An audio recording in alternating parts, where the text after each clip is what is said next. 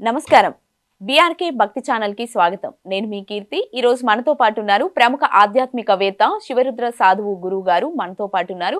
గురువు గారిని అడిగి మనకున్న సందేహాలని నివృత్తి చేసుకుందాం. నమస్కారం గురువు గారు. నమస్కారం అమ్మా. గురువు గారు, ఉగాది విశిష్టత ఏమిటి? ఉగాది పండగ రోజు ఏ దైవాన్ని పూజిస్తే మంచిదంటారు గురువు గారు? ఉగాది అంటే చాలా మందికి తెలియవలసిన పండుగ ఇది.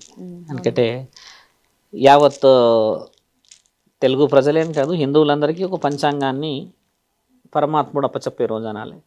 ఉగాది కాదు దాని ఆ పండగ పేరు యుగాది. ఆ పండగ పేరు యుగాది.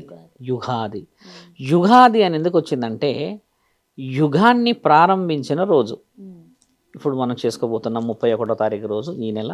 ఈ పంచాంగాలు తర్వాత జ్యోతిష్య బలాలను నిర్ణయించిన తేదీ. అంటే పంచాంగాలు జ్యోతిష్యాలు నిర్ణయించడం ఎలా అంటే అమ్మ, ఒకప్పుడు సృష్టి దానంతలా అదే సూర్యుడు చంద్రుడు వీళ్ళందరూ వీళ్ళ పని వీళ్ళు, ఆ నక్షత్రాల పని నక్షత్రాలు, వెన్నెల పని వెన్నెల, అమావాస్య పని పౌర్ణమి, ఎవరిది వాళ్ళు చేసుకునేవాళ్ళు. ఒక లెక్క ఉండకపోయేది.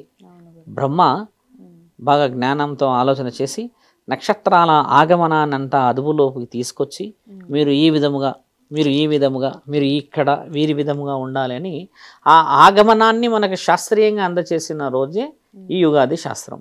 ఈ ఉగాది శాస్త్రంలో ఏమున్నదంటే ముఖ్యంగా నక్షత్రాల ఆగమనాన్ని పరమాత్ముడు ఒక పుస్తకంలో పొందపరిచి దాన్ని మనకు 60 సంవత్సరాలకు కుదించాడు. 60 సంవత్సరాలకి దేవాది దేవతలకి అమ్మ ఒక సంవత్సరం అంటారు. అంటే ఉగాదిలో ఈ 60 సంవత్సరాలలో ఏముంటుంది అమ్మ, రిపీటెడ్ సంవత్సరాలే ఉంటాయి. చూడండి, క్రోధినామ అనేది 60 సంవత్సరాల క్రితం అయిపోయింది, ఇప్పుడు మళ్ళీ 60 సంవత్సరం రిపీట్ అయింది. ఇప్పుడు అమ్మ ఈ సంవత్సరాలు బాగా మాట్లాడతలేరు, కానీ ఒకప్పుడు తెలుగు మీడియమే ఉన్నప్పుడు ఈ 60 చెప్పకపోతే చింతపండు అయిపోయేది. ఒక్కొక్కల దీపు తెలుగు మాస్టర్ వచ్చి కొట్టేవాడు. 60 చెప్పాలంటే గజగజ వణికిపోయేవాళ్ళు. నేర్చుకోవడానికి 3-4 రోజులు పడుతుంది. సగం గుర్తుంటావు, సగం ఉండవు. అందులో ఎన్నో వివరణలు. అలా మనది కొంచెం కనుమరుగైంది అనుకోండి శాస్త్రము. ఈ 60 వసంతాలను మనకు అప్పచెప్పి ఆ 60 వసంతాల వివరణని అందించిన వాళ్ళు ఋషులు. ఈ ఋషి పరంపరలు. పరమాత్ముడు ఏం చేశాడంటే అమ్మ, ఇది వివరణ అందించిన తర్వాత ఋషుల ద్వారా మానవ శరీరాలకంటే శిశరికానికి నుంచి సమాజానికి పోయింది. ఇలా పోయిన యుగాన్ని ఆరంభించిన రోజులో ఎలా యుగాన్ని ఆరంభించారు? యుగాన్ని అయితే ఆరంభించారు, కానీ కష్టాలు సుఖాలు ఇష్టాలు నష్టాలు అయితే మానవ శరీరానికి సహజమే. ఏ విధంగా ఈ జీవితాలన్నింటినీ గెలవాలి అని అన్నప్పుడు పరమాత్ముడు అప్పచెప్పిన విషయం ఏంటంటమ్మా, ఈ మార్చి నెలలో గమనించి చూస్తే ఈ కోయిలమ్మ యొక్క కోకిల పాడే ఆ కూత చాలా వైవిధ్యంగా వినబడుతుంది. మీరు హైదరాబాద్లో ఉన్నప్పటికీ మనకి వినబడుతుంది. దానికి ఏంటంటే వసంతం చాలా వివరంగా ఉంటుంది. మళ్ళీ అప్పుడే పూసిన వేప పువ్వుతో చేస్తాం మనం. తర్వాత మళ్ళీ మామిడికాయ కూడా చాలా కొత్తదే. చింతపండు కూడా చింతపండు తెస్తారా పెద్దది, దాన్ని ఏమంటారు ఆ పాత చెట్టు నుంచి తీసుకొని వస్తారు. తర్వాత కొంతమంది కారం ఉప్పు కూడా వేస్తారు అందులో. కొంతమంది బెల్లం, అంటే బెల్లమే ఎక్కువ శాతంగా వాడతారు. ఈ సోంపులు ఇలాంటి ఇప్పట్లో వేస్తున్నారు, కానీ ఒకప్పుడు లేవు. ఇవన్నీ వేయడానికి గల ముఖ్యమైన కారణం ఏంటంటే అమ్మ, ఇవి షడ్రుచులు అంటారు. అంటే 6 రకాలు ఎందుకు వేస్తారంటే ఒక జీవితానికి సంబంధించిందమ్మా. బాధ, దుఃఖము, తర్వాత క్రోధము, కామము, మన మనసులో ఉన్న ఆనందమే కానీ ద్వేషమే కానీ ఈర్ష్యాలే కానీ ఇవన్నీ ఉన్నా కూడా ఎండ్ ఆఫ్ ది లైఫ్ ఆనందంగా తృప్తికరంగా జీవితాన్ని స్వీకరించడం. ఇప్పుడు ఉగాది పచ్చడిలో ఆ షడ్రుచులు కలిసిన తర్వాత అమ్మ, నీవు ఒకసారి నోట్లో పోసుకుంటే తీయగానే ఉంటుంది ఎక్కువ శాతంగా. అంటే కారం అనేది కూడా నీకు కలగవచ్చు టేస్ట్, అక్కడ కొంచెం వగరు ఉండవచ్చు, తీపి ఉండవచ్చును, మరియు నీకు పుల్లగా ఉండవచ్చును. ఏది ఉన్నా కూడా అమ్మ ఎండ్ ఆఫ్ ది స్టోరీ నీకు లోపలికి పోయేటప్పుడు మాత్రం తీయగానే పోతుంది. అంటే జీవితాంతరార్థం ఆ విధంగా చెప్పారు మనకి దేవాది దేవతలు ఇచ్చింది ఏంటంటే, ఎన్ని కష్టాలున్నా పుణ్యమే, ఎన్ని సౌభాగ్యాలు ఎన్ని బాధలు పడినా కూడా జీవితాన్ని కమ్మగా మలుచుకోవడానికి అని చెప్పేసి ప్రకృతిని మనకు చెప్పాడు. ఒక విషయం అయితే, రెండో విషయం ఏం తెలుసా తల్లి, అప్పుడే వచ్చిన వేప పువ్వు వల్ల మన శరీరంలో ఆయురారోగ్యాలకి కావాల్సిన ఈ రోగ నిరోధక శక్తిని పెంచుతుంది. వేప పువ్వు, మామిడి పులుపు, చింతపండు పులుపు, ఇలా అన్ని కలిపి షడ్రుచులతో వచ్చిన మన ఆరోగ్య పరిస్థితి అమ్మ లోపట మనం ముఖ్యంగా చెప్పాలంటే ఈ అన్నం అరుగుదలకు ఉండే ఆ జీర్ణశక్తి బలపడుతుంది అని చెప్పి కూడా మన దగ్గర రాస్తుంది. ఎందుకంటే మీరు ఎండాకాలం బాగా గమనించండి, నీళ్ళే ఎక్కువ పోతాయి, ఫుడ్ చాలా తక్కువ శాతంగా ఉంటుంది. కాబట్టి ఈ డైటరీ హ్యాబిట్స్ అన్నిటికీ కూడా ఒక విధంగా ఇది ఎలక్ట్రోలైట్. మనకి ఇప్పుడు ఓఆర్ఎస్ ఉంది, ఎలక్ట్రాల్ ఉంది, ఇంకేదో లస్సీలు బస్సీలు తాగుతాం కదమ్మా, ఆ విధమైనదే ఇది.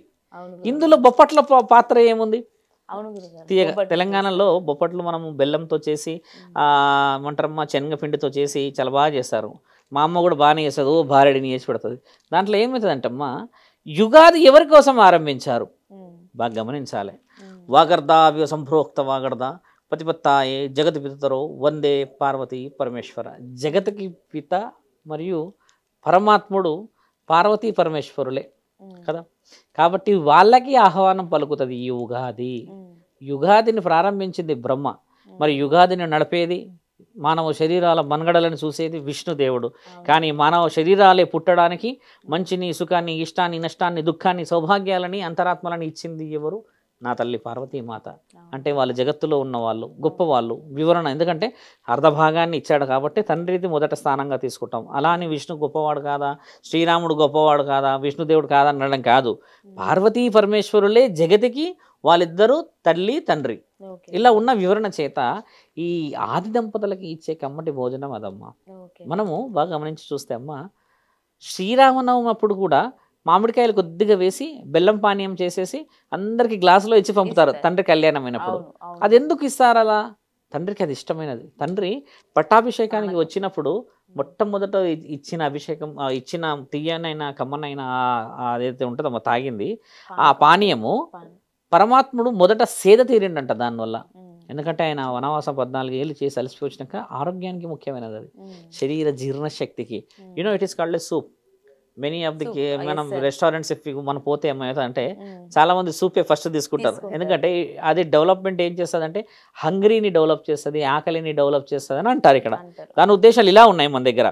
అలా వచ్చిన తరుణంలో అమ్మ మనము ఆ బొప్పట్లు పెట్టి, ముఖ్యంగా మనం అలంకరణ ఏం చేయాలి తెలుసా అమ్మ? ఆ రోజు ఆడవాళ్ళు అయితే కాళ్ళకి పసుపు పెట్టుకోవడం నాకు తెలిసి మర్చిపోయారు. కనీసం గుర్తు చేస్తున్నాం, పసుపు అందరు పెట్టుకోవాలి. పెట్టుకున్న తర్వాత మగ పురుషులు మామిడి ఆకులు తీసుకొస్తారు.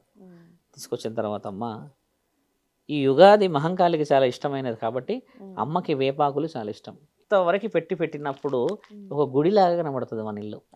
అలాంటి ఇంట్లోకి అమ్మ ఎందుకు రాకూడదు? మరి ఖచ్చితంగా వచ్చిపోతుంది. మామిడి తోరణాలు ఎందుకు పెట్టకూడదు తెలుసా తల్లి? ఈ సీజన్లో ఇప్పుడు నువ్వు మామిడి తోరణాలని మండలు తెంపేస్తే ఆ పండ్లు పలహారం, ఆ మామిడికాయలంతా అదైపోతాయి, వృధా అవుతుంది. ఎందుకంటే ఎంతో కష్టంగా రైతులు పెంచుతారు కదా.